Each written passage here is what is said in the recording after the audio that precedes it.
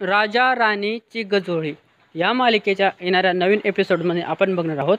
इकडे संजीवनी त्या गुंड्याला पकडून आणलेलं असतं जेलमध्ये आणि त्यावर ते विचारू लागते की सांग कबुली कर की तू खोटाडा डॉक्टर आहे, तू काय काय केलं सर्व सांगतो। तो सांगू लागतो हो मी अपहरणाचं जे बाळ होतं ते होतच नाही, म्हणजे आम्ही सर्व नाटक केलेलं होतं, सर्व आम्ही नाटक करून होतं तो असं सांगत लागत होतं। संजीवनी ते सर्व ऐकत असते आणि संजीवनीला मोठा धक्का बसतो की हे कसं झालं, म्हणजे एवढं मोठं झाल्यानंतर संजीवनीच्या मनात खूप वाईट सुरू असतं की याने असं कसं केलं। आता संजीवनी त्याच्यावर अजून कबुली करते की बघ सांग अजून तुम्ही काय काय केलं।